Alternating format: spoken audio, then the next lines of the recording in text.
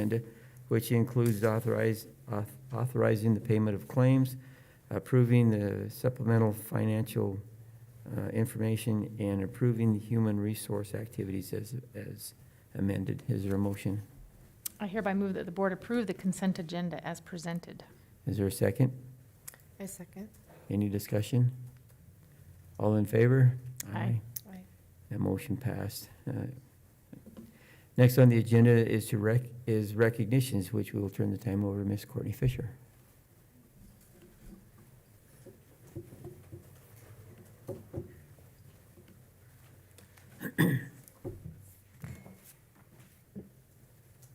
Good evening, Mr. Chairman, trustees, Dr. Howell, Ms. Johnson. Tonight we will recognize several individuals who through their actions support and embody our district's mission to think more, learn more, and be more together. At this time, I would like to invite Ms. Melissa Nilsson to join me at the podium. Thank you for being here tonight. So, the Idaho Library Association just recently named Ms. Nielsen, who is the media specialist at Highland High School, the Idaho School Librarian of the Year. So we are very honored to have you recognized, and I wanted to bring you before the board so that you get credit for this amazing honor. Melissa was nominated by two of her colleagues, Mrs. Stephanie Plato and also Sarah Mae Clarkson. So I don't know if either of them are here with us tonight. But Ms. Wilcox, Assistant Principal at Highland, has joined us tonight as well as some of her colleagues, I notice. So Melissa has been with Highland for 13 years. She also went to school at Highland, so she is an alumna. She's taught there and been in the library. She taught for 4 years, and then she's been in the library for 9. She has a Bachelor of Arts in Secondary Education with an emphasis in history and a minor in library sciences, and a master's in educational technology, all from Idaho State University. When I asked her what she loves most about her job, she wrote to me, "There's a lot to love about this job, but the most amazing thing is to get a reluctant reader to read a book off a recommendation and then have them come back for more." She also said that this award is very humbling for her, and that she knows a lot of amazing school librarians, especially her colleagues right here in District 25. She said it feels great to be counted among them, and it inspires me to do better. She was nominated for this award by her colleagues, and in her nomination letter, Ms. Clarkson noted that Ms. Nielsen's work stands apart in 4 very important ways. She is collaborative, creative, supportive, and most of all, student-centered to her core. She wrote, "Melissa successfully walks a bit of a tightrope that promotes the library as a place of learning, research, and hard work, but is also a place where students feel comfortable, relaxed, productive, and respected. She models learning, high standards, good manners, effective problem solving, and I have to believe that by her example, students understand any library will always be a place they can go to have their different needs met." Principal Wallace wrote, "I have been blessed to work with and learn from Melissa Nielsen for more than 7 years. She is a leader at the school, district, and state levels. Anything she is involved in benefits from her involvement. This award and recognition is well-deserved. We appreciate her tireless dedication, and I wanted you to be able to congratulate her in person as well. So please join me in congratulating you." And I just have this little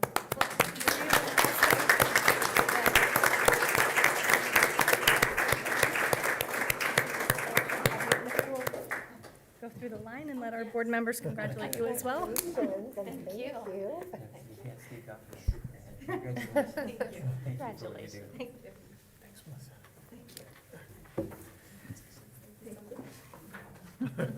Oh, that's so awesome. Okay, and now we have our October Pies Employee of the Month Award. The Employee of the Month, or Pies Award, recognizes our employees who positively influence educational success. The award is for employees who go above and beyond in that effort. Lookout Credit Union partners with us in providing this award. And so tonight we are recognizing Mr. Paul Intricken. Oh, he's not here? Oh, shoot. Okay, so he is one of our substitutes, and Miss Brenda Miner nominated him just because when I went back and visited with the Human Resources Department today, I said, what's so great about Paul? And they said, well, number one, he has a great sense of humor. He's always willing to do any classroom that we ask him to do, whether it's K-12, K through 12, whether it's at the Juvenile Detention Center in that classroom, or really anything. And that's really rare in a substitute that's willing to go to any classroom in any school. And then he wrote us this amazing essay, and I've included that in the addendum for you tonight at the very the last pages. And it's a long essay, but it's well worth the read, and he kind of goes through what he does to not only make the day fun for his learners, but to make meaningful connections and build relationships. And so I thought it was very worth recognizing him as our Pies Award winner for October. So, moving on, we will make sure that he gets his award through district mail. So now we'll move on to our cake awards. Our district believes that a safe, supportive, caring, and respectful environment is critical to student learning. The School District 25 Education Foundation, in partnership with McDonald's, supports the Learner of the Month Award to recognize one elementary learner and one secondary learner each month from October through May. The Cake Award celebrates positive character, attitude, kindness, and encouragement toward others. And in addition to being recognized here with you tonight, the nominees are also recognized in front of their peers. We think that's a very important part of the award. Nominations for the Cake Award are submitted by a teacher who has observed the nominee's behavior and are approved by the school's principal. So at this time, I would like to invite Mr. Bronx Wheatley and his teacher to the podium. His teacher, Mrs. Aubrey Eldridge. So Bronx is our October elementary learner of the month, and you can just stand right here next to me. Thank you so much, both of you, for being here. Bronx is in the 5th grade at Green Acres Elementary School. And in her nomination letter, Mrs. Eldridge wrote, "Bronx is the definition of kindness. Within our classroom, he is someone who leads with kindness. Students look up to him and admire him for his determination, positive attitude, kindness, and encouragement. On one of our classroom assignments, students were instructed to write about their hero. One student wrote that Bronx was his hero. I know this student genuinely looks up to Bronx as his hero because Bronx goes out of his way to help this student and encourages him to be successful. Not only is Bronx very kind, but he approaches every task with a positive attitude and is always excited to help students who are struggling. Bronx is a student who always asks those without a partner to join his group. No student in our class will ever be without a partner. Bronx makes sure of that. Bronx's character, attitude, kindness, and encouragement help make our school a truly wonderful place." So in addition to being recognized here tonight, we are going to give you a special treat to take home to share with your family. And then you and your teacher will both receive a gift certificate from McDonald's, who helped sponsor this award. I have this certificate for you here. And then my favorite part of this award is you will get a $50 donation in your name to your school library, where you will be able to pick out those books and put your name in those books that you pick out. So every student that ever checks that book out will see your name at the front of it. So thank you so much for being a model of kindness in our schools and for all you do. And if you will also shake my hand, I'll congratulate you. And then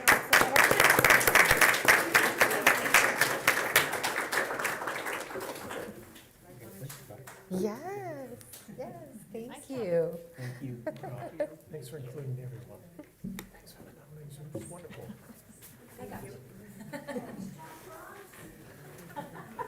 Yeah. And next, we'll welcome our secondary learner. Please help me welcome Mr. Matthew Corshan. Corshan. Okay, I even asked him, and I already forgot. And his teacher is Mr. Eldridge here tonight. If you'll both join us up here. Mr. Scott Eldridge, thank you so much both for being here with your families. So Matthew is a junior at Century High School, and in his nomination letter, Mr. Eldridge wrote, "Matthew has demonstrated exceptional character as a student at Century High School. As a peer tutor, he has taken an active role in mentoring and tutoring the younger students in my class. He regularly finds students who may not have a discussion partner and fills that role for them. On one occasion, a student whom he didn't know was having a particularly emotional day, and Matthew supported her by sitting with her in the hallway and walking her down to the counseling center. Additionally, when we lost our nighttime cleaning staff, Matthew went around taking out garbage cans for classrooms. His positive attitude, kindness, and willingness to help make him a key contributor to our Dare to be a Diamondback culture." So Matthew, and you also get this certificate. And you also will have a treat that we'll give to send home to enjoy with your family. And you and your teacher will also receive a gift card from McDonald's, who partners with us in this award. And you'll also receive that $50 donation to help your librarian choose books that you will be able to put your name in. So thank you so much Thank for you. what you do to model kindness and encouragement.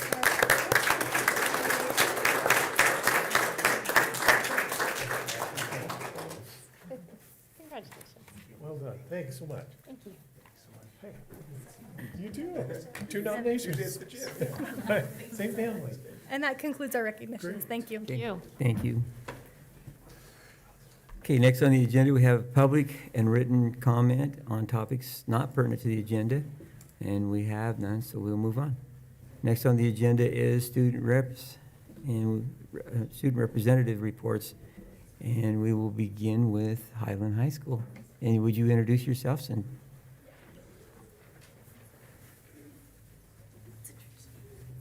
Hi, I'm Lexi Duncan. And I'm Madeline Anderson. hold that down to you?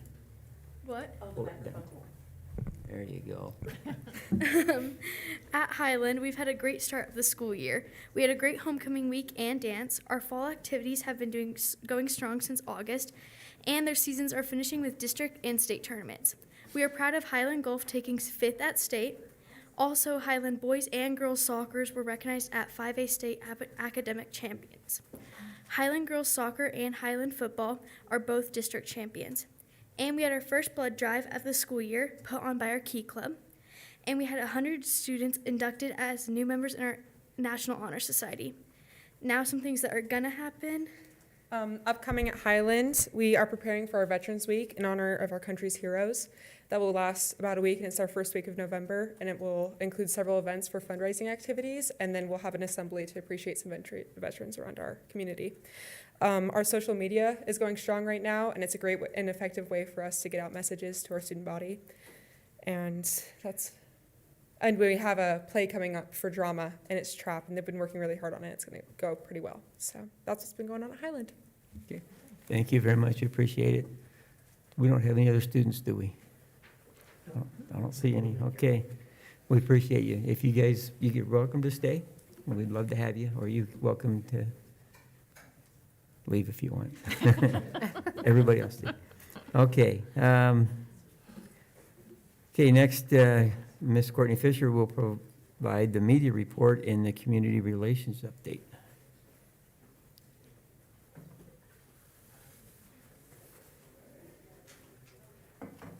Usually sit, but I'm going to stand for this one. Hello again. Oh, So since September's media report, I've included links to articles that may be of interest to you. They are in the addendum in your board packet. Headlines of interest may include the district's intent to purchase 2 different properties. Eastern Idaho law enforcement feels prepared for rising school danger. Pocatello Chubbuck School District announced a selection of food service coordinator, which you met last week at the work session. And then educational topics related to legislative elections. Our social media, we are just now shy of 11,000 followers on Facebook. That provides a very legitimate mechanism for us to reach our families in addition to our in-house Infinite Campus messaging. So our numbers for Twitter, Instagram, and YouTube continue to hold steady, as do our Google Analytics. We had 80,000 users and 317,000 sessions. Now, most of that I want to bring to your attention. Our learners now, when they enter their Chromebooks, they get taken to a page on our website, so that accounts for some of the boost. But we can track that because they go to, they were going to the home page, which was kind of skewing my analytics, and so we built a page for them for academics. And so they go to their school's academics page, and then everything that they need is at their fingertips. So it's actually pretty cool. So all the tools and things that they use are right there for them to access. Other top pages, they're similar to what they've been in the past: home, calendar, daily menus, bell schedules, staff pages. We're starting to build those staff pages out where we haven't had access to teachers' email addresses, and so those have become increasingly accessed, which I view as a good thing, being able to directly access people without having to go through multiple channels to get that information. So I feel like that's working really well. And then our food service, HR and food service department pages are always right up there in the top 10. I just wanted to share some of the recent communications that we've been doing. Infinite campus messaging and in-school messaging over the last couple weeks included weapons in school, and so just that reminder that any toys or anything of that sort should be left at home. Just a really good reminder during hunting season, fair season, and all these things that cause kids to forget what they have in their pockets or their backpacks. So just a gentle reminder, really, about that. And then key dates for school closures, for professional development, record day, and parent-teacher conferences that happened in early October, and also infinite campus messaging regarding bus route closures. So those communications, I wanted you to know, are directly targeted to the families. So a snow day, we just blanket messaging to everyone, but we're really trying to reach the families that impacts, that just helps us keep, those nerves and anxiety about bus route closures a little down, and just trying to get that message out as soon as we possibly can when that happens. Some upcoming communications include October 25th will be a virtual school day for high school learners who are not taking the PSAT. So that messaging has gone out on Facebook. Will also go out via Infinite Campus. And then that reminder that October 25th is a regular school day for learners in grades K through 8th. And then school closure is also scheduled for November 8th, which is Election Day. And that will be a professional development day for staff. So we'll be communicating that along with a get out the vote message. So if you don't have any questions, that concludes my report. Thank you. Thank you, appreciate you. Okay, next on the agenda, we have Jonathan Balls and Dorian Lamson will present the annual comprehensive financial report and the certification of annual statement of financial conditions.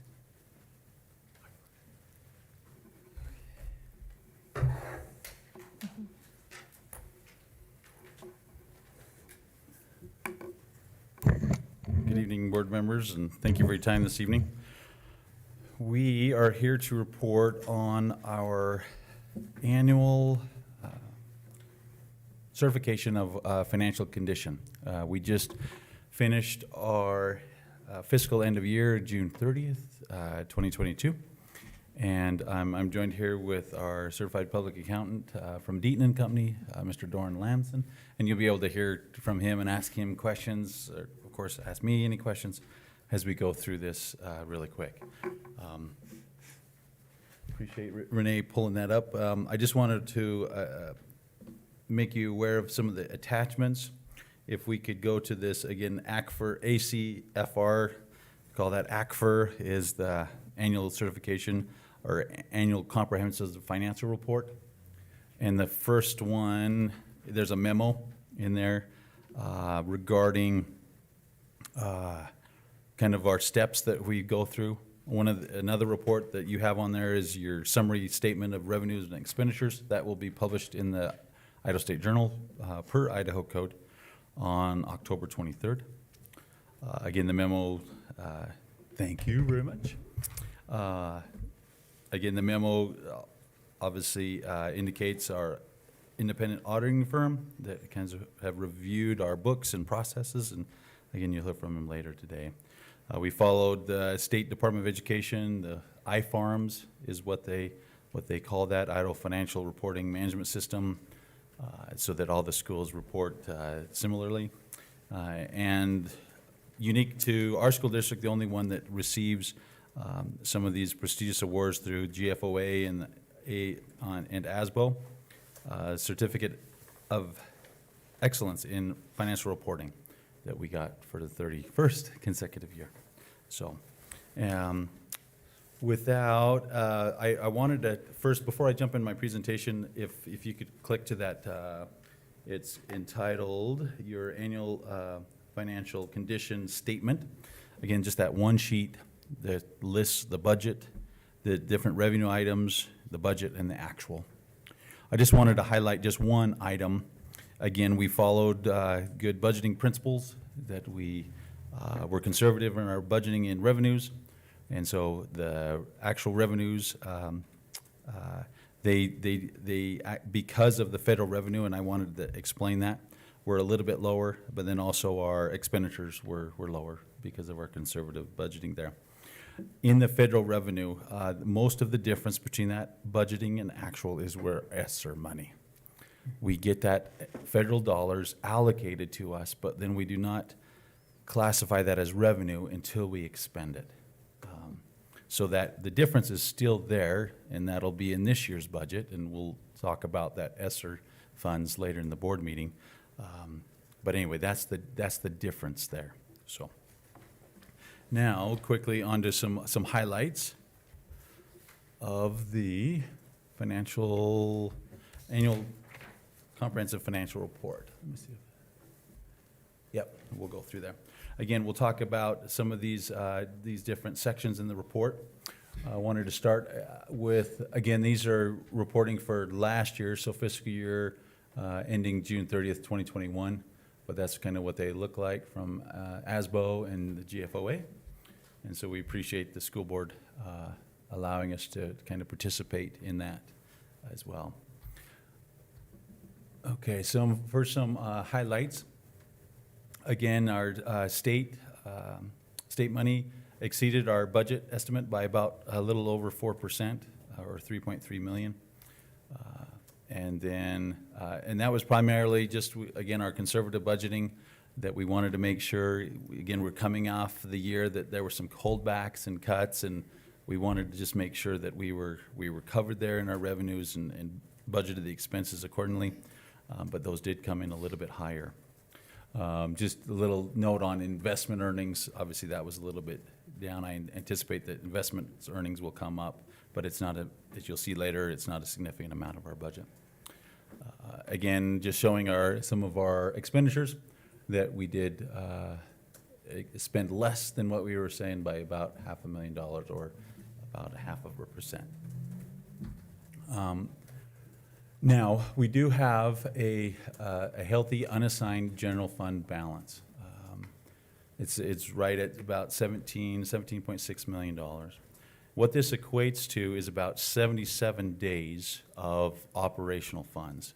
And, you know, we always include this quote there, that again, the JFOA recommends that we have no less than 2 months. And we're just, you know, we are a little bit over that, but we're still very healthy, and we can talk about, we'll mention later in the meeting kind of, you know, how these general fund dollars will be kind of impacted by some of the decisions that the board has made to kind of go forward there. So, but again, we're in a solid financial condition there. This next one kind of shows, again, the general fund balance and all other fund balances, how that is kind of increasing. Again, primarily the federal dollars has helped that, as we can't trade that dollar for dollar, but we have been able to use some capital expenditures with our federal dollars there. Some graphs there to kind of make it look pretty there. Again, our general fund revenues, we get about 2/3 of our money from the state support. And this past year, about 15% from the federal, about 13.7% is from our property, our taxpayers. Just a little bit of interest, and then some other local revenue there. That's kind of where our school district gets the money there. And then expenditures, how do we spend that money? And 55% is spent on instruction, 33% on support services, and then you can read the capital outlay is about 8%, and then some non-instruction about 2.5%. Okay. And this one is kind of an all-telling. Here's across all of our funds, general fund to capital improvements to all of our 17 or 18 different funds. Again, we spend the bulk of our money on salaries, 54%, benefits 21%, and there at the bottom, about 75% of our expenditures go to salaries and benefits. We have the next, obviously supplies and materials are right there. 6% purchase services as well. We have made some capital improvements, capital objects, 10%. Again, using some of our federal dollars, these one-time dollars that we've been able to use there. And then obviously a little bit for insurance. But that's how we spend the money there. This is just kind of more of our statistical section, kind of talks about, again, this is in the report there, just some different sections of the report. Kind of to highlight some of, this is of what's happening in our community that impacts the school district. One is property value. You notice that far left-hand column that, again, our school district through the county, obviously this is all from data that was received from the county, you know, that property values did go up substantially this past year. Real property specifically, personal property was down a little bit, utilities up a little bit. Again, you can read those exemptions because they raised the homeowner exemption, among other things. Those exemptions increased as well. The other thing to say is that, again, our direct tax rate, that's the rate at which we tax our patrons. You can see that that has been decreasing over the past 10 years. And now sits at 2.93% that will hit the taxes that we get this November and December.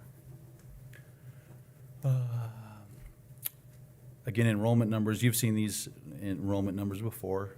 The last several years, you know, fairly stable since COVID, and that's kind of where we project that they would be there. And so again, that's something, a report that you monitor every month there. Again, some demographic statistics. Our county, by the U.S. Census Bureau, we lost about 500 employees, population there, but our per capita income increased as well. Unemployment rate is, again, very low, as we see across the state and across the nation. This next one I feel is very important, again, as we're watching growth. This comes from both the city of Pocatello and the city of Chubbuck. Looking at property values, but really the commercial construction and residential construction. You'll see that number of permits and the value of those for both commercial and residential.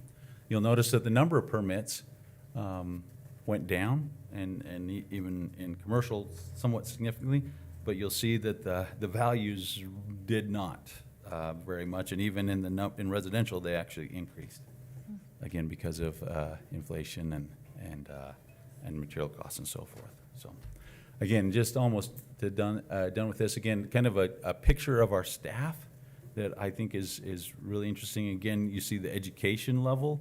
This is all a certificated staff in our schools, from the first-year teacher to our most experienced administrators. And you can see their education levels and the percentage from each side there. And then at the bottom graph is the years of experience. And so you can still see they're somewhat new, but then we do have a great core of veteran teachers that are here to support and educate our learners. And there at the bottom, they're those with teachers, certificated staff with bachelor's plus 36 college credits or higher. Obviously, a master's, including that, is over half, 53.75%.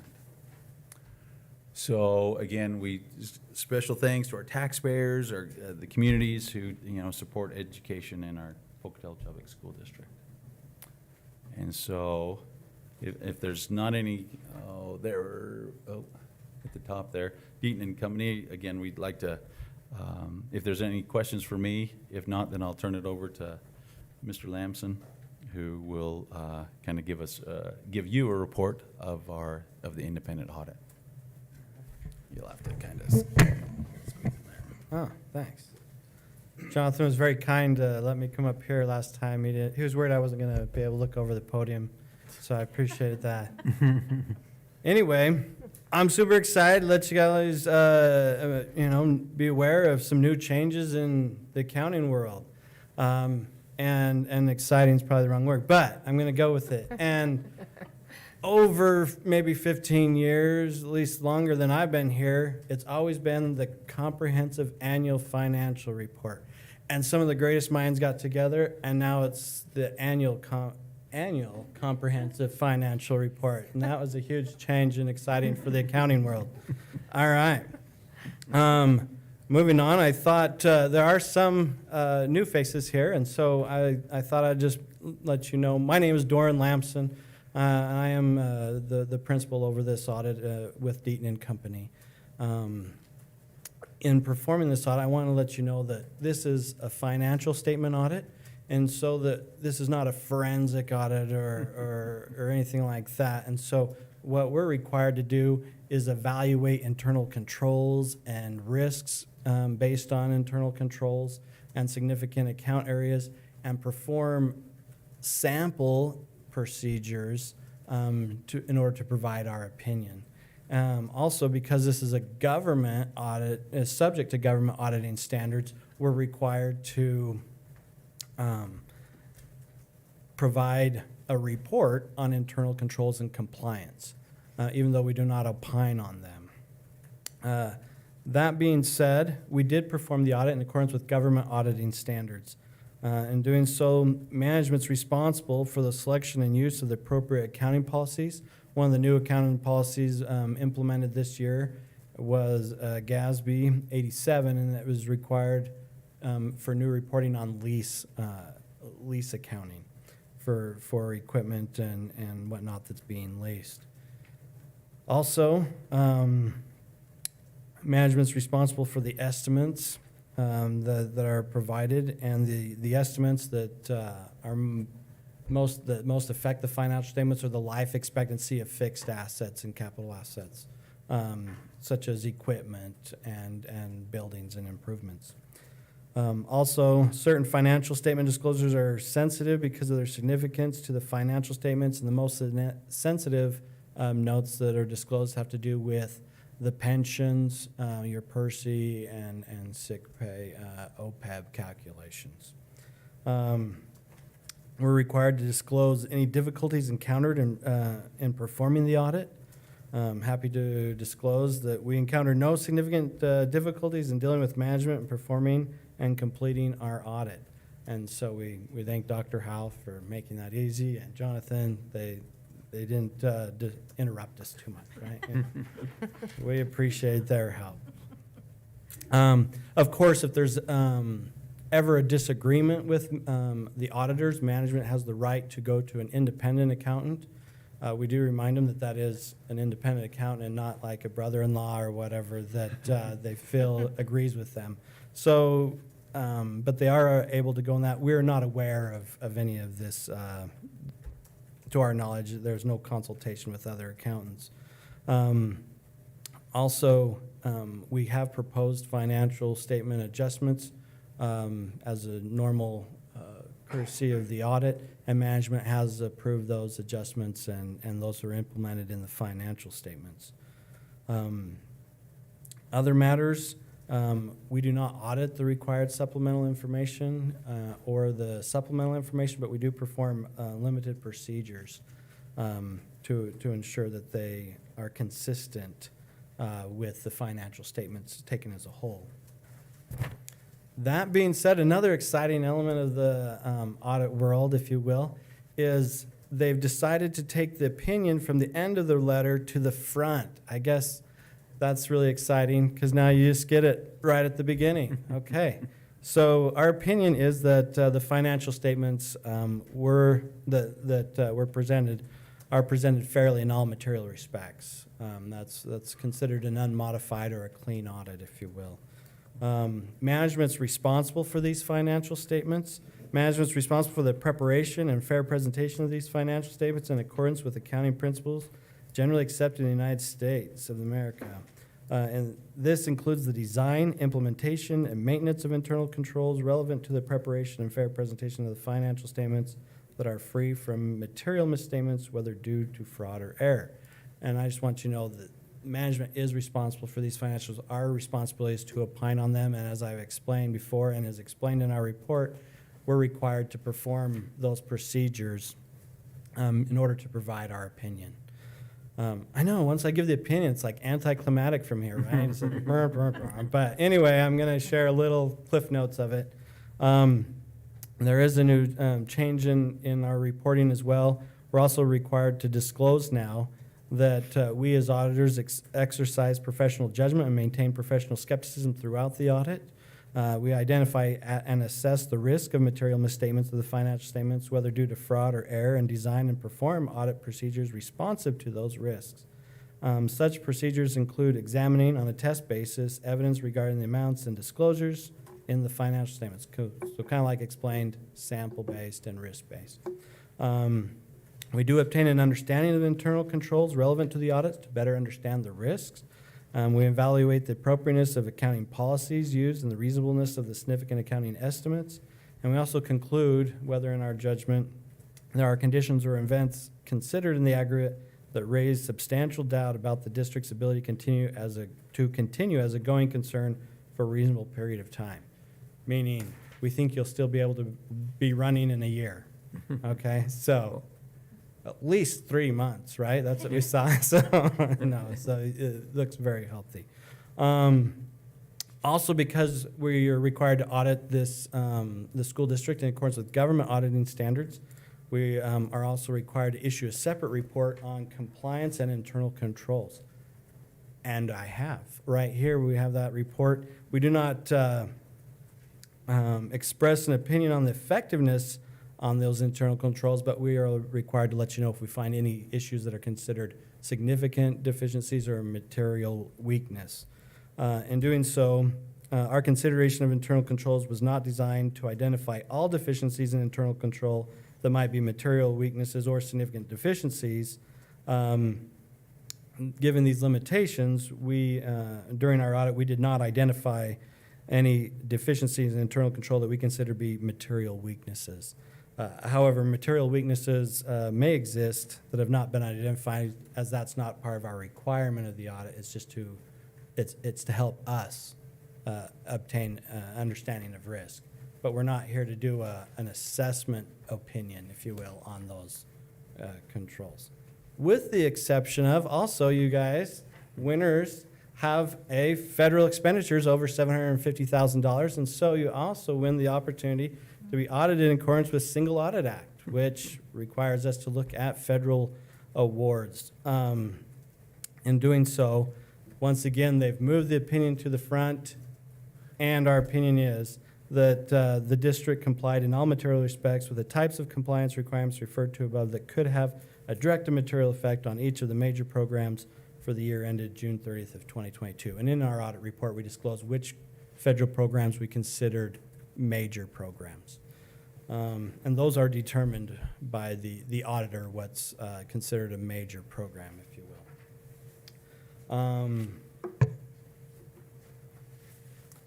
That being said, I want to thank, in all sincerity, really thank management and their staff and Dr. Howell for their help. This is a big production, and it takes a lot of work and a lot of hours and time, and we do appreciate everybody's willingness to assist and help as we go in there and try to do our job, and they're very open and willing to help us.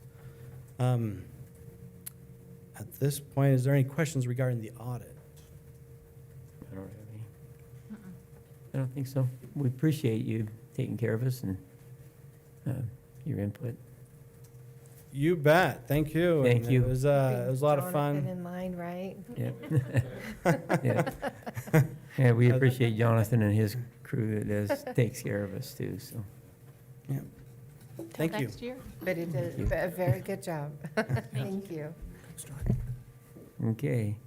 The following self-explanatory reports are included in the board and public's information. The Idaho General Fund Revenue Report, the Food Service Free and Reduced Meal Eligibility Report, the Student Enrollment Report, and the Suspension Report. And now we'll move on to curriculum and instruction, school safety, and athletics. We will start with Janelle Harris, who will report on the following new positions.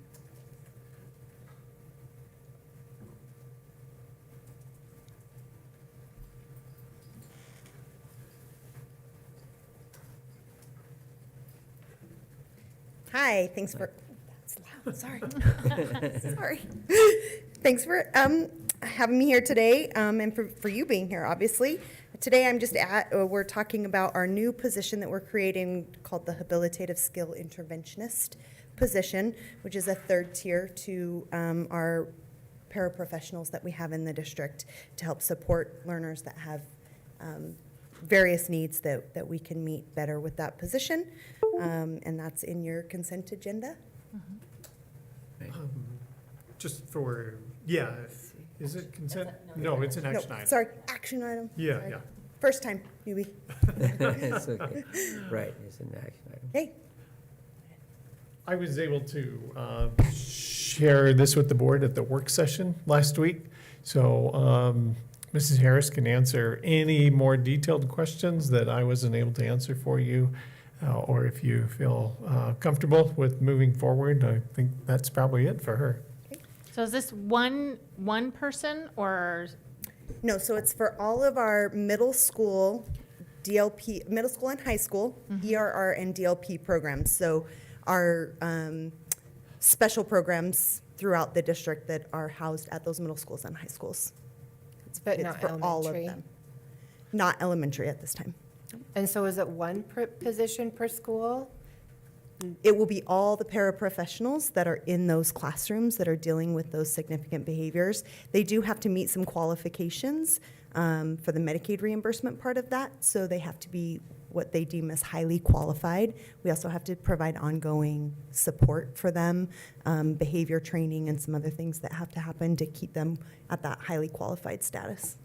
Oh, okay. I didn't realize it was all of them. Okay. Yeah. So it's not necessarily hiring new people, it's training our existing people. I apologize, I was unable to. No, you're good. So work session to hear about. we've had a really hard time filling positions. We've had some open for over a year.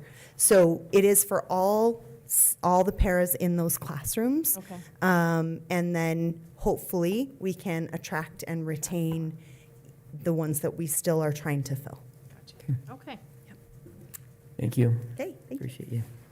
Okay, next, Amy Boyd will present the alternative route to graduation plan for the 2022-2023 school year.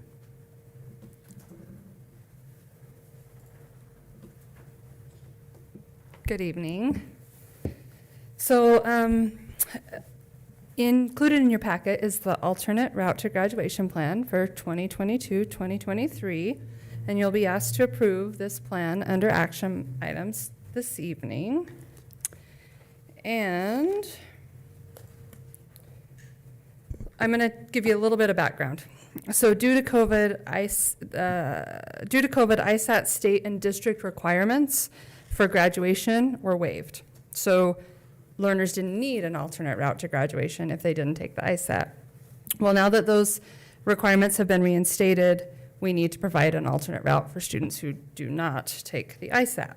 So the first page, those are just the guidelines. It talks about which tests we're talking about, ELA, math, and or science. If they miss 1 or 2 or 3, they'll need an alternate route because those are now graduation requirements. The counselors are the people responsible for identifying and tracking these students and helping them meet this requirement. They fill out a form, so that's page 2. So on the form, it makes it clear what the 2 options are. The first option, and this is the one that will be relied on the most, is students, if they do not, for whatever reason, take the ISAT in their 11th grade year, they can take the interim comprehensive assessment, which is also through the ISAT platform. They can take the ELA, math, or science. And we got feedback and input from counselors and administrators on making this decision on which assessment to use to fulfill this requirement. And that's what they landed on. Option 2 would be available only for students who enroll after January 31st of their senior year. And the rationale behind that, if you're curious, is that the interim assessments close on February 25th, and so we didn't want counselors backs up against the wall trying to gather kids quickly and trying to get them tested on these interim assessments. So if they enroll January 31st of their senior year or later, then we would let their alternate route be participation in a college entrance exam, which they may already have under their belt when they enter, or they could take that spring before they graduate. And so then the counselor and the principal would fill out that form. They would send there's a letter to parents, which, Ms. Johnson, I noticed that even after I proofread, there's a period instead of a comma that I'll talk about later. But this is the letter that they'll use to inform parents, make sure parents are aware. I think one important sentence in this letter is that if your child enrolled in the district after January 31st of their senior year, they must participate in a college entrance exam, comma, either on a school test day that's paid for by the state or on a date selected by the student, which will not be paid for the state. So we won't pay for that, well, unless they take it on the day that's already set aside. Mm-hmm. And so that's what we'd like you to approve this evening. Any questions? Great. Okay, thank you. Okay, next, Mr. A.J. Watson will report on the following: Head Start teacher recruitment and retention stipend proposal and program report, and the 21st Century After School Program update. Good evening, board members. The Head Start program is requesting the board to consider approval of a proposal for 2 different Head Start stipends for the 2022-2023 school year. The first one is a Head Start teacher recruitment and retention stipend, and this is considered a competitive financial incentive for the Head Start workplace. As we've talked about, Head Start has had a difficult time attracting teachers, and they have not been able to fill to capacity because of that issue. They currently have 6 classrooms open and could open up to 10 if they were able to have some additional teachers and staff. So this this stipend is to provide competitive and substantial incentives at rates comparable with similar positions in the community. So the purpose is to promote recruitment of difficult to fill positions and that retention of the current staff. They're proposing to offer stipends in the amounts which, when added to the current Head Start teacher salaries, would align their salaries more closely with the district teachers. And so you can see on there, there's a salary schedule with the certified teacher hourly rate and then the Head Start teacher hourly rate. So these stipends would get them closer to aligning with what the district teachers make in So terms this is of. what you're proposing. This is not, I don't know if you saw, here's the typos. It says based on 22-21. So that's it is based on the salary. This is the salary schedule from 2021-22, just when that salary should have just been switched around. Okay. When the Okay, salary so it schedule is was there, last so, year's. yes, Okay. last year's salary schedule, to get the information just in terms of, to put it into a rate that show a comparison between what they're making over at Head Start and what our certified teachers are making. The base amount of the stipend is based on the number of years the teacher has been employed, and remember, this is just for teachers, and so those amounts are indicated in there. The stipend would be distributed in 2 different payments, December of 2022 and then May of 2023. And the stipends would be funded using Head Start COVID or Head Start General Operating Funds. So this has all been approved through Head Start, and they've been given approval to use their funds for this retention and recruitment stipend. So that's the first stipend. The second stipend is for is a staff retention stipend for all staff members, and this is comparable to the stipend for district staff that you received information about in the work session, and the program would follow the same, Head Start program would follow those same guidelines created by the district as to eligibility and stipend amount for each staff member. And then they have the total anticipated costs listed on there as well. So those items are up for your action today. Questions with the Head Start information on their stipends? Does this does this end? Is there a sunset on this after? It's just a one-time. ESSER, oh, okay. After Yes, it's just a ESSER funds are one-time, since gone. what they're using their COVID and general funds, it's just a Okay. one-time retention stipend to hopefully help boost where they're at right now to get some additional interest and maybe get them closer. They have a hard time where they're not making the same as district teachers, to try to get some staff in there that are certified teachers to get them full and at capacity. Okay, and just board report information in regards to Head Start. They're currently at 115 learners, which is about 63%. They have 6 classrooms that are open, and they still have 21 open positions. Good news, they did open up their new modular classrooms over there, so they are very excited. I don't know if you've had a chance to get over there since they've opened those yet, but they are enjoying the new classrooms, and they are very excited. It took a lot of work for them to get in over there in a quick period of time once it was finally open and we received all the approvals, but they're very excited to have their new areas, and they look forward to using those moving forward. Cool. And then just for your information, the Policy Council, the Head Start Policy Council, they will be seated November 10th. The new council is being elected this week, and the Policy Council members at their last meeting did approve the 2 stipends for the Head Start staff already that are up for action with our board today. And the second item is the 21st Century After School program. All of the sites are up and running. They started October 3rd. They currently have 166 learners at 8 different elementary locations throughout the district. They are still enrolling and taking students. The staffing is full. I think they were able to hire their last person this week, except they do have one coordinator that was already hired and had to leave. So they have a current coordinator position at Washington that just opened up. That concludes my report, unless you have any additional questions for me. Okay, thank you. Thank you. Appreciate you. Okay, next, Sue Pettit will report on the out-of-state overnight travel request. And you have those reports in or those requests in your packet. We have a couple of out-of-state overnight travel requests from speech and debate, girls basketball, and cheer, and those are later in the year, but they want to get those on the calendar now. And then for proposed camp requests, we have a dance camp, a basketball camp, a baseball camp, and a girls basketball camp over Christmas. And again, we have one that's starting the end of this month, and then the rest of those are later in the year. Okay, And that's any the questions? end of those. Okay, thank you. Appreciate that. Okay, next, Ms. Tanya Wilk will report on, oh, she already did that. Oh, yeah, Sue. Rolled them together.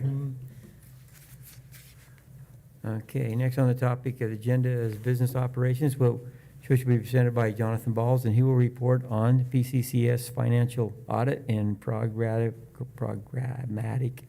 management letter, proposed fiscal year 2023 and fiscal year 24 ESRA 3 budget, permission to bid 2022-2023 CIP-related projects, and the All-State Call Center appraisal and proposed resolution.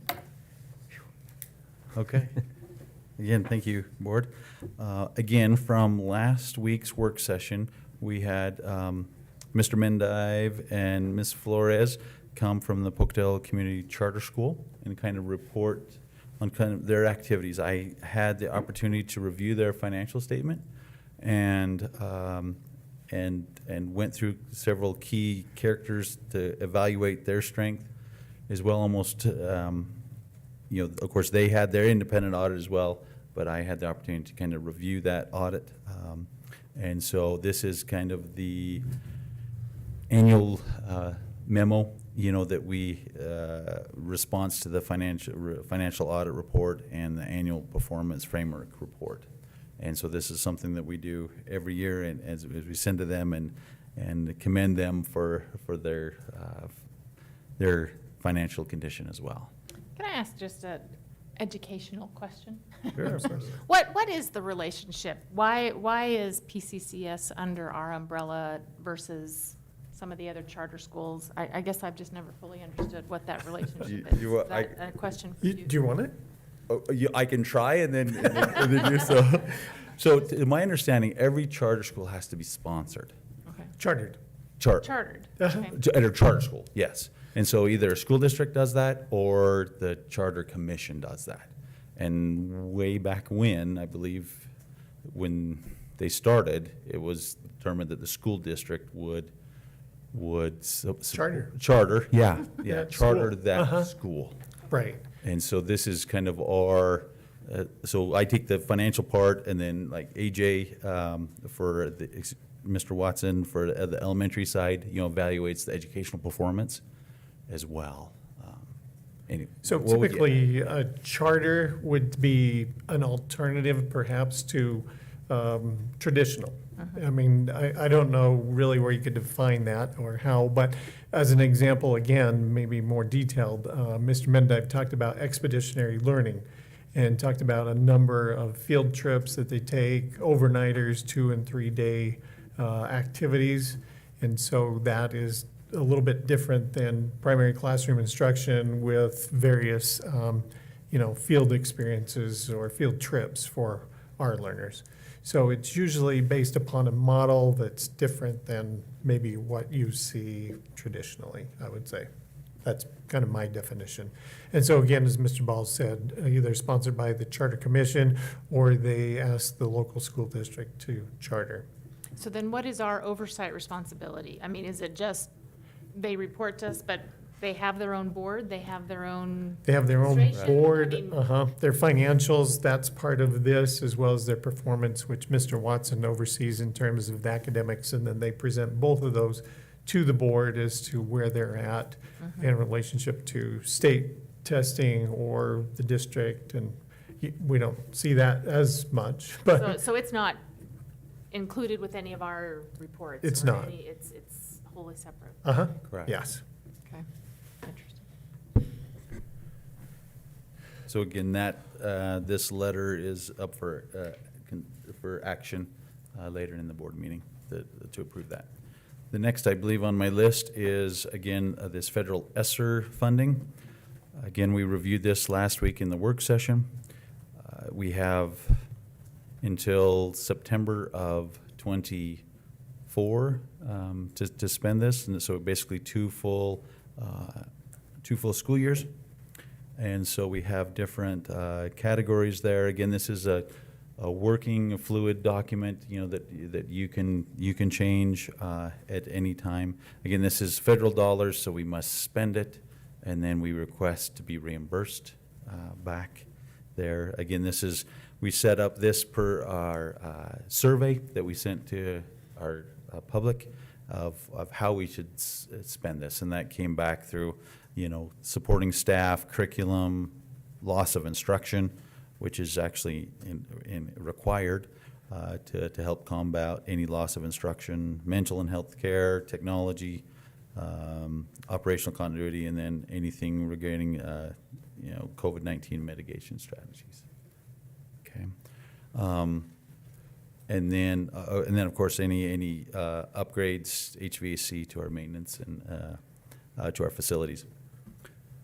Part of this is we'd like to spend some of these ESSER money for an employee stipend to be paid in the November paycheck. That would that's listed in the criteria is listed at the last of your report.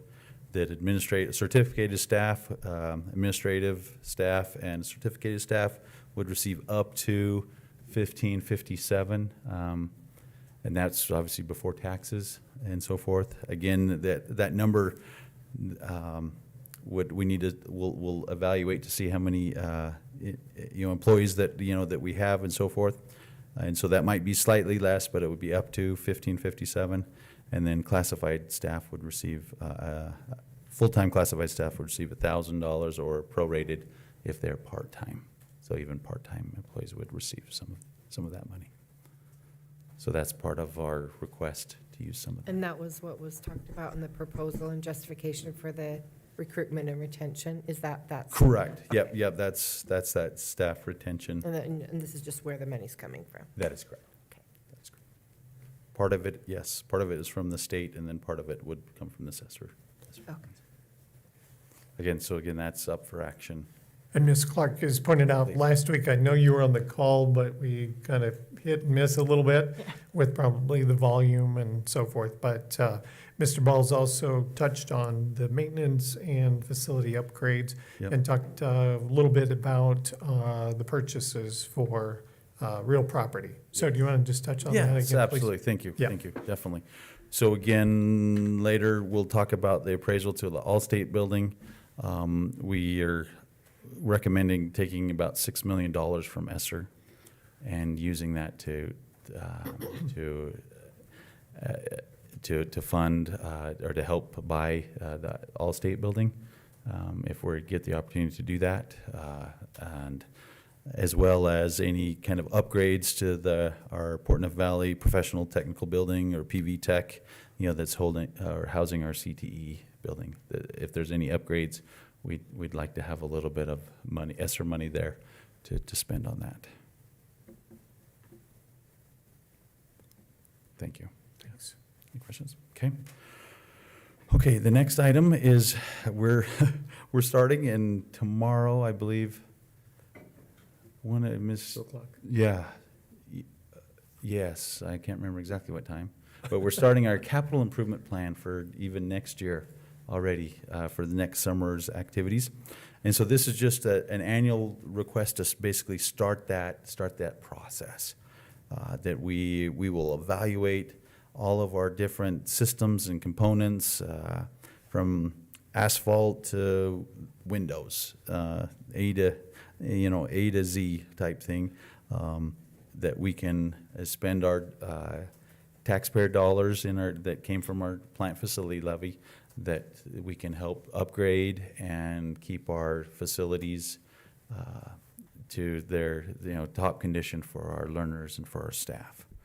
So this is just the ask for that. Again, as a reminder, every one of these bids will come back to you for approval as we go through that process. We have 3 meetings with our capital improvement committee, and then in December, even before you get any of the bids, in December you will get a presentation on with some numbers, budgetary numbers on how we would like to spend that money.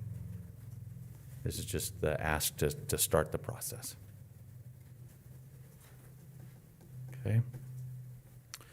I think the next on my agenda, I think I'm almost, is we had a appraisal done for the Allstate building located at 4200 Hawthorne Road, and that is in your packet. You'll see it's a very lengthy comparison. Very different, everything from history to comparable sales. It even gives evaluation from a different levels, sales approach to an income approach, and different graphs, and it's quite in depth. But it's just to be able to move ahead and purchase this building. Ms. Johnson has created a resolution that we would need to basically just accept this appraisal. And I will say that the appraisal does come above the asking price that was in the letter of intent. And so obviously that's what we wanted to see. And so again, you can go through that document. But the appraisal came in right at 13. One valuation was at 13,600,000, and the other one was at 13,500,000. So we need to. Your ask would be to accept the appraisal and to approve the resolution regarding the appraisal as well. Okay. Any questions? What Thank you. was the total cost for the building? It was 13, The cost of the appraisal. the cost. So in our letter of agreement, it was 12,600,000. Okay. And that was what you'd approved last time. Okay. Thank you. Thank you. Okay, next on the agenda is employee services, be presented by Carl Smart. And talk to us about Infant Campus IC Technology Department update. We have a very lengthy section of this agenda tonight. We'll be brief. We talk about the Infinite Campus and our technology folks. We are in the middle of prepping the movement of our Infinite Campus database and the system off of servers we have back here in the back room. I don't know if you've had an opportunity to step into that computer room. But those servers are, in technology terms, are ancient. And so rather than utilize cash to buy servers that will become ancient again in another 5 or 6 or 7 years, we are moving to the cloud. And so we are prepping to move that system off of our servers and onto the cloud over in the month of November. So that's going to be a big project that's going to be coming down our way over the next several weeks. Can I ask you a question about that? Sure. When we purchased the Allstate building, are there servers there? Is that what? There are no servers there. It's- I don't know if you've had a chance to go over there and walk Yes. around. Yes. There are a number of technology pieces of technology equipment in there, Mhm. and there are no servers. Okay. So what is that? They're technology? switches. Okay. They are switches. And what are they used for? I don't. You need a switch to be able to communicate with any server with the network. Oh, okay. So that would coordinate with the cloud. Yes. The cloud would be Yes. your server. And we have the very same technology in the back here. In the front, we see all the servers. And if we were to be over there, those servers would probably be right in the very vicinity of those switches. So, but they did leave a lot of switches over. There's a lot of money tied up in switches over there that are very nice. That's very nice equipment. Anything else that we can clarify for you, No, that was just. Mrs. Judy? Kind of on that same vein, there are a number of applications they cannot move to the cloud, and so they are prepping these applications to move it to new servers. They've already purchased them, and so they're prepping to have those taken care of. And over the last several weeks, they've also been working on wireless and optimizing it in several of our schools. Our main IC submission got done last night. Is Janelle still here? No. We finished up just about 7 o'clock because had to be done by midnight. So, but we made it. And so that one is done. As we were talking last night, Mike and I, we said now we have a 3-week vacation until the next submission comes up. Jonathan talked about the audit tonight. We have a financial submission that we have to submit, I think it's by the middle of November, but we have the data together and we'll probably have it submitted by the end of the week. So there's 2 sections of IC that's are pretty close to being done. Then we have our financial transparency submission that's due by October 31st. That's a new one, and we're still working through how we're going to utilize our current processes and make that happen. And so it will replace our financial data that we have to put out on our website. And it is going to be hosted by the Department of Administration in Boise on a new website they are creating. And so we will start feeding them data here at the end of this month as well. So that's kind of the status for IC submissions. We're in pretty good shape. And that concludes my report tonight. Any questions? Thank you, Carl. Appreciate it. Thank you. Okay, the human resource report will be rolled into November. Next on the agenda is superintendent's report. Dr. Howe. Okay, thank you, Mr. Chairman. Number of items for you, but they are pretty quick. First up is the board calendar. And as you can see, Mr. Ball's made mention already of the SIP meeting tomorrow. Beginning next Tuesday, not beginning, but our second Key Communicators Network meeting, second of the year on the 25th. If you're interested, please let Ms. Johnson know so that we only have 2 board members here and don't end up with 3 in a quorum unnoticed. So if you'd like to attend, again, just notify her so that we can grab the first 2 of you. On Wednesday, October 26th, we have student discipline hearings scheduled. I'm not sure what the status is, but I believe we have at least one, and I'm not sure if there is more than that yet. Yeah, District Curriculum Committee meeting on October 27th. And it looks like Mrs. Judy and Mr. Vitale for that one.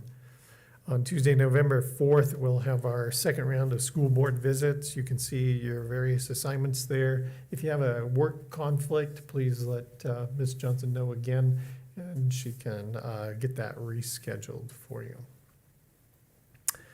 Tuesday, November 8th, Election Day, we will be headed off to ISBA training in Coeur d'Alene. I believe we leave Tuesday evening. We'll be gone Wednesday, Thursday, and back Friday evening.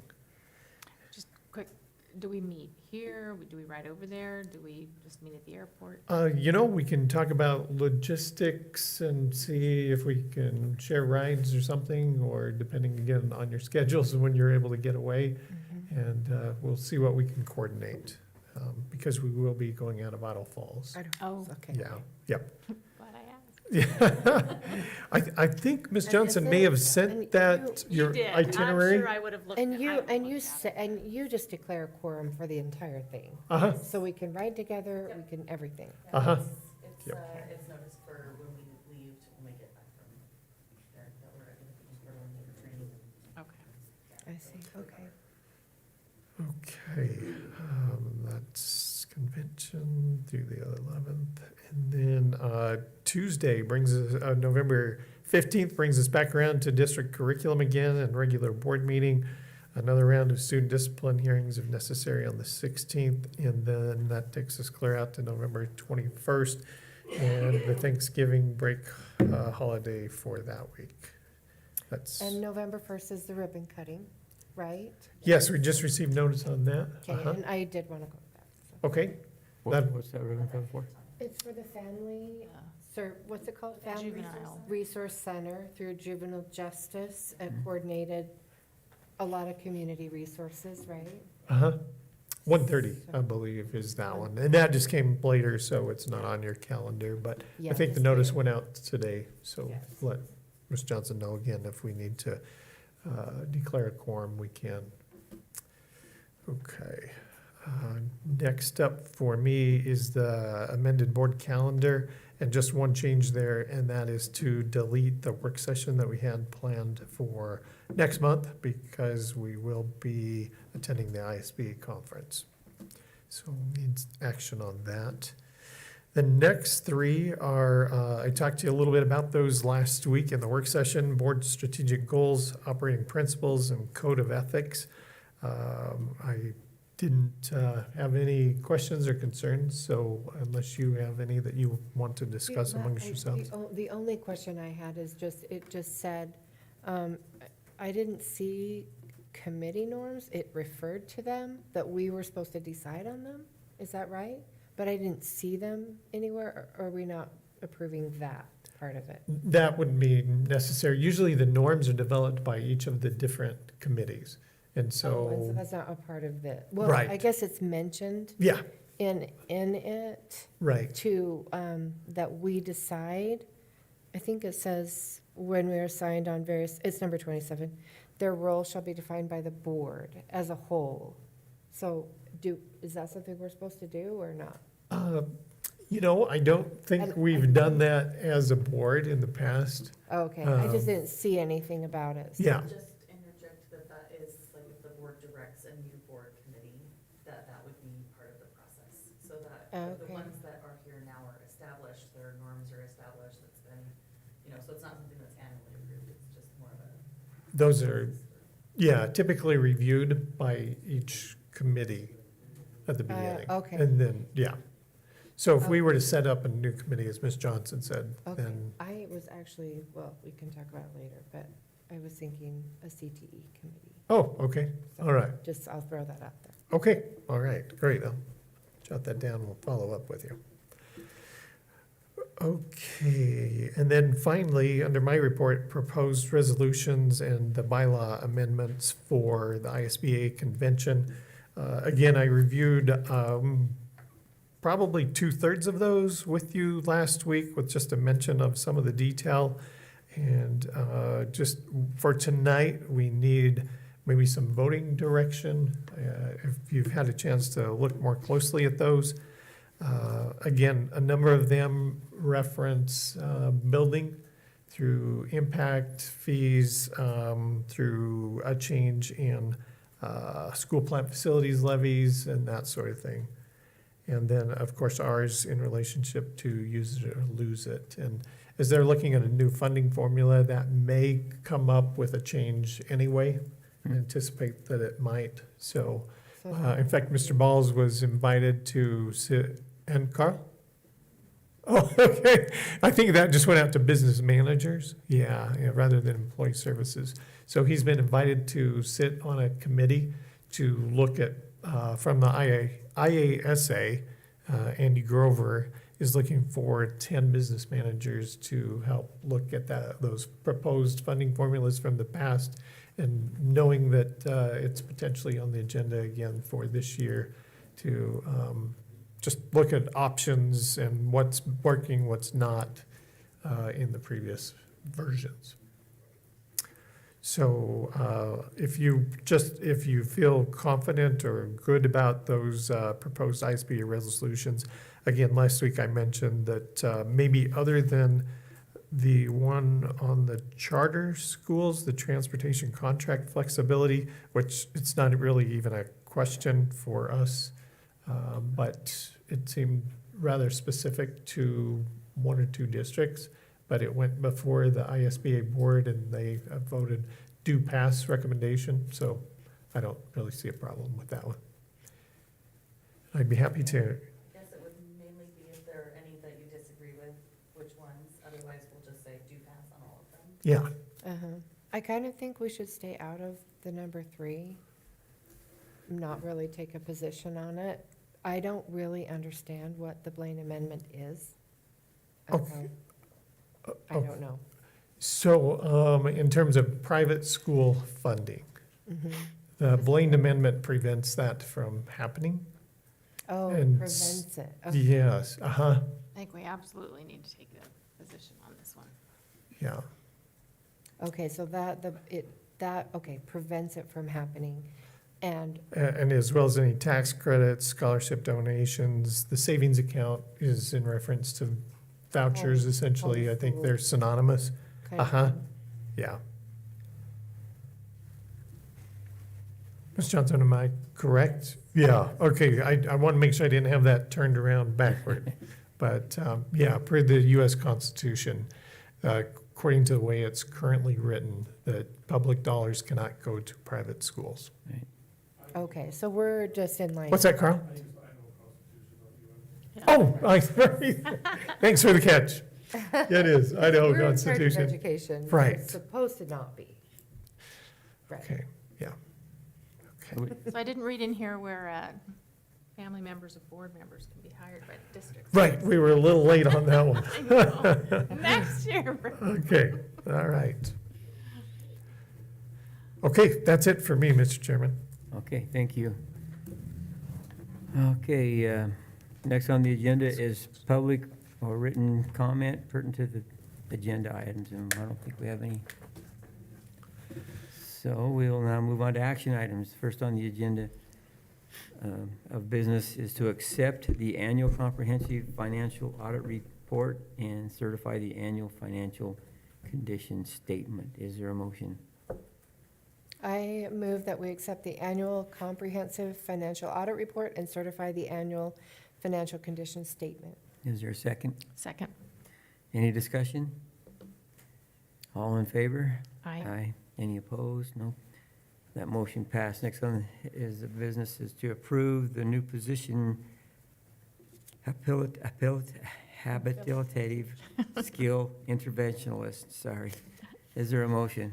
I hereby move that the board approve the new position, habilitative skill interventionist, as presented. Is there a second? I second. Any discussion? All in favor? Aye. Aye. Any opposed? That motion passed. Next on the business is to approve the Head Start teacher recruitment and retention stipend proposal for the 2022-2023 school year. Is there a motion? I hereby move that the board approve the Head Start teacher recruitment and retention stipend proposal for 2022-2023 as presented.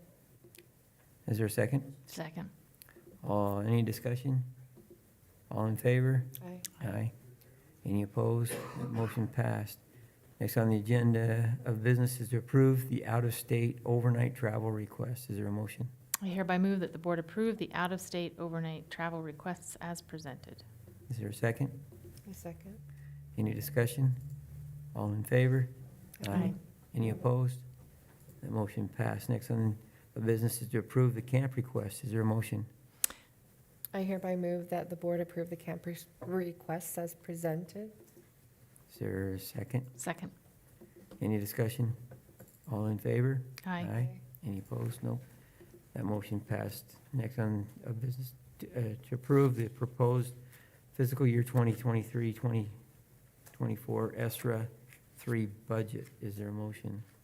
I hereby move that the board approve the proposed fiscal year 23-24 ESSER 3 budget as presented. Is there a second? A second. Any discussion? All in favor? Aye. Aye. Any opposed?